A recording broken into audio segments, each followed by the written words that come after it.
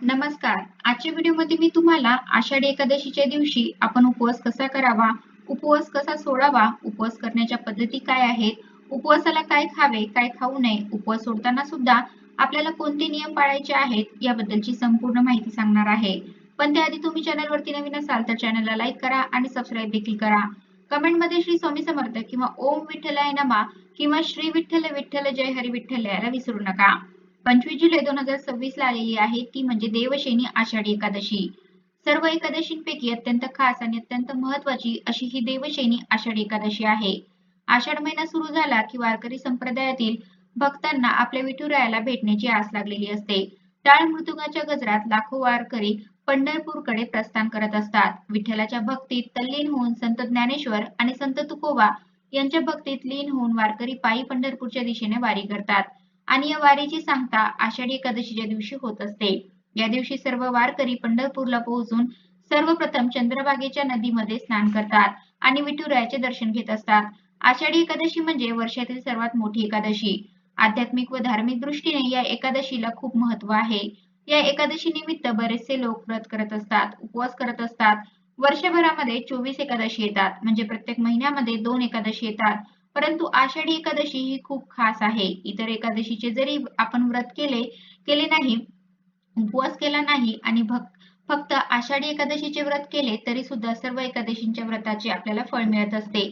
सर्व देवतांचे तेज हे आषाढी एकादशीच्या व्रतामध्ये सामावलेले असते.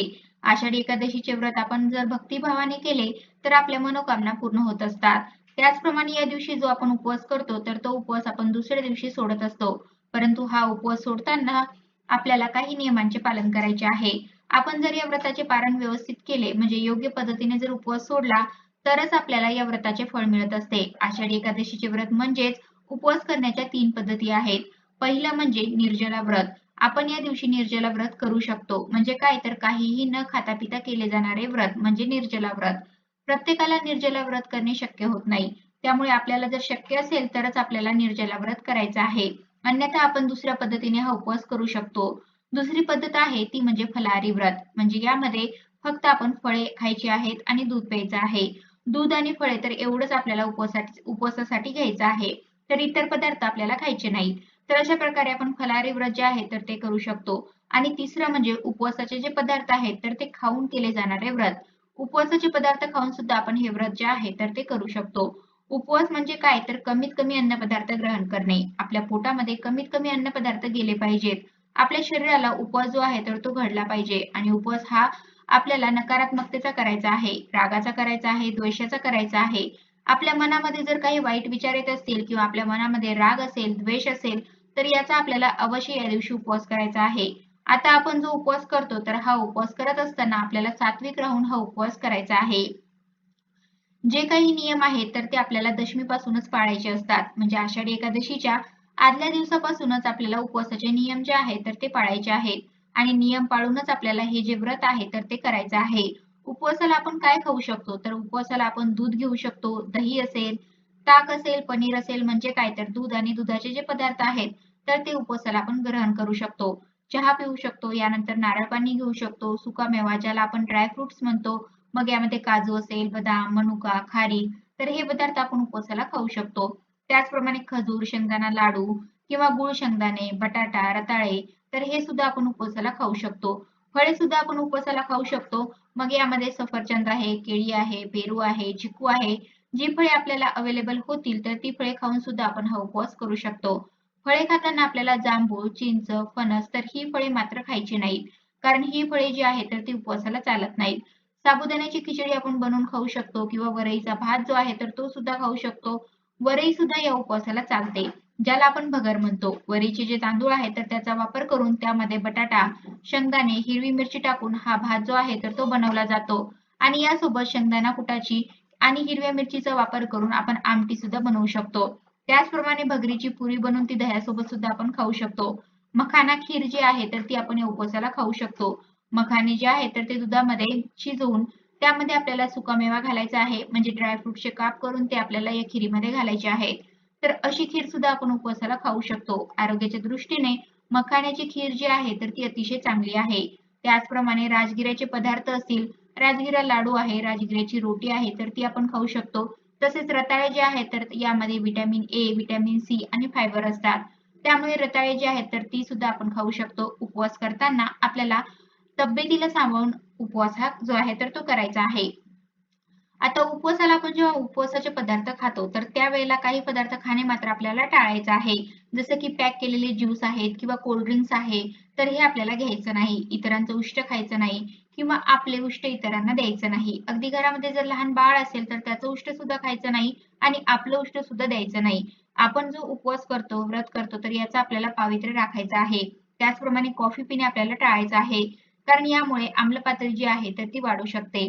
आणि अगोदर सांगितल्याप्रमाणे फणस, चिंच, जांभूळ तर ही फळे आहेत तर ती उपवासाला चालत नाहीत. हा उपवास दुसऱ्या दिवशी सोडला जातो आणि हा उपवास सोडताना वाघाट्याची भाजी जी आहे तर ती अवश्य खावी. एक तरी घास आपल्याला या भाजीचा खायचा आहे. वाघाटी म्हणजे काय तर यालाच गोविंद फळ म्हटलं जातं आणि आषाढीचा उपवास सोडताना ही भाजी खाण्याची परंपरा आहे. ह्या फळाचे वेल असतात जे इतर झाडावर वाढतात आणि आरोग्यासाठी सुद्धा ही भाजी खूप फायदेशीर आहे. वाघाटी फोडून ठेचून त्याची भाजी बनवली जाते. आषाढी एकादशीचा उपवास सोडताना वाघाटीच्या भाजीला मान आहे. वाघाटीप्रमाणे आपण इतर भाज्या सुद्धा उपवास सोडण्यासाठी बनवू शकतो. ज्या भाज्या आपण बनवणार आहोत तर यामध्ये आपल्याला कांदा लसणाचा वापर करायचा नाही. उपवासामुळे आपल्या शरीराला प्रोटीनची गरज असते. त्यामुळे आपल्याला प्रोटीनयुक्त, हलकं आणि सात्विक आहार घ्यायचा आहे. उपवास जो आहे तर तो दुसऱ्या दिवशी आपल्याला सोडायचा आहे. आणि उपवास सोडण्याअगोदर आपण जे काही पदार्थ उपवास सोडण्यासाठी बनवलेले आहेत तर याचा विष्णूंना भोग लावायचा आहे. देवांना आपल्याला नैवेद्य दाखवायचा आहे. नैवेद्य जेव्हा आपण विष्णूंना दाखवतो, त्यावरती तुळशीपत्र ठेवायचं आहे. शक्य असेल तर गाईला सुद्धा घास द्यायचा आहे आणि त्यानंतरच उपवास सोडायचा आहे.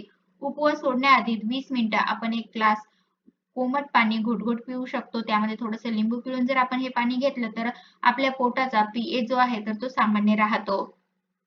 आरोग्याच्या दृष्टीने हे महत्त्वाचे आहे. त्यामुळे उपवास सोडण्याअगोदर 20 मिनिटं आपण हे कोमट पाणी जे आहे तर ते घोट-घोट प्यायचं आहे. उपवास आपण जेव्हा सोडतो, तर उपवास सोडण्यासाठी आपल्याला तामसिक अन्नपदार्थ जे आहे तर ते बनवायचे नाहीत. त्याचप्रमाणे मोहरीच्या तेलाचा वापर करायचा नाही. आपण तुपाचा वापर करून स्वयंपाक बनवू शकतो किंवा इतर जे तेल आहे तर ते वापरू शकतो. मोहरीच्या तेलाचा स्वयंपाकामध्ये वापर करायचा नाही. वांगी, मुळा, मसूर, तूर तर या ज्या भाज्या आहेत तर त्या वर्ज्य करायच्या आहेत. या दिवशी आपल्याला मांसाहार चुकूनही करायचा नाही. त्याचप्रमाणे अंघोळ करूनच आपल्याला उपवास करायचा आहे, सोडायचा आहे. अंघोळ न करता उपवास सोडायचा नाही. उपवास सोडताना आपल्याला जेवढं अन्न हवं आहे, तर तेवढंच ताटामध्ये वाढून घ्यायचं आहे. ताटामध्ये शिल्लक अन्न ठेवायचं नाही. मोबाईल बघत किंवा टीव्ही बघत उपवास सोडायचा नाही. कारण मोबाईल स्क्रीनवरती किंवा टीव्ही स्क्रीनवरती बऱ्याच वेळेला नकारात्मक, निगेटिव्ह गोष्टी दाखवल्या जातात आणि याचा आपल्या मनावरती आणि आपल्या शरीरावरती सुद्धा परिणाम होत असतो. त्यामुळे मोबाईल आणि टीव्ही बघत आपल्याला उपवास सोडायचा नाही. शांतपणे मनामध्ये श्री विष्णू आणि विठ्ठलाचं स्मरण करत आपल्याला उपवास सोडायचा आहे. त्याचप्रमाणे आपण एकदा उपवास सोडायला बसल्यानंतर मध्येच उठायचं नाही आणि उपवास सोडल्यानंतर पुन्हा तासभर तरी काहीही खायचं प्यायचं नाही. त्यानंतर मग आपण चहा वगैरे घेऊ शकतो. शक्यतो आपल्याला शक्य झालं तर दिवसभर आपल्याला इतर पदार्थ खाणे जे आहे तर ते टाळायचं आहे आणि शक्यच नसेल तर आपण खाऊ शकतो. मग किमान तासभर तरी आपल्याला खाणं-पिणं जे आहे तर ते टाळायचं आहे. त्यामुळे उपवास सोडतानाच आपल्याला जेवढं अन्न हवं आहे तर तेवढं आपल्याला खायचं आहे. बऱ्याच वेळेला काय होतं, की दुसऱ्या दिवशी आपल्याला ऑफिस असते किंवा कामाची गडबड असते. त्यामुळे आपण चहा, बिस्किट वगैरे खाऊन उपवास सोडतो. परंतु असं न करता आपल्याला प्रोटीनयुक्त सात्विक हलका आहार घेऊन हा उपवास सोडायचा आहे. आषाढी एकादशीच्या व्रताचे नियम हे दशमीपासून पाळले जातात. म्हणजे आदल्या दिवसापासून आपल्याला नियम पाळायचे आहेत. त्यामुळे आदल्या दिवशीच आपण केस धुवू शकतो. या दिवशी आपल्याला कांदा, लसूण वर्ज्य करायचा आहे. आदल्या दिवशी आपण ज्या काही भाज्या खाणार आहोत, तर यामध्ये कांदा लसणाचा वापर करायचा नाही. त्याचप्रमाणे आपल्याला ब्रह्मचर्याचं पालन जे आहे तर ते सुद्धा करायचं आहे. जेणेकरून आपल्याला या व्रताचे, या उपवासाचे संपूर्ण फळ मिळेल. आषाढी एकादशीच्या दिवशी काळ्या रंगाचे वस्त्र आपल्याला परिधान करणे टाळायचे आहे. त्याचप्रमाणे आता ज्यांना मासिक धर्म आहे तर त्यांनी या दिवशी पूजा करू नये. फक्त उपवास जो आहे तर तो मात्र करायचा आहे. तर अशा प्रकारे आजच्या व्हिडिओमध्ये मी तुम्हाला आषाढी एकादशीच्या दिवशी आपण उपवास कसा करावा, उपवास कसा सोडावा, उपवास करण्याच्या पद्धती काय आहेत, उपवासाला काय खावे, काय खाऊ नये, उपवास सोडताना सुद्धा आपल्याला कोणते नियम पाळायचे आहेत, याबद्दलची संपूर्ण माहिती सांगण्याचा प्रयत्न केला आहे. कसा वाटला तुम्हाला माझा आजचा व्हिडिओ कमेंट करून नक्की सांगा. धन्यवाद.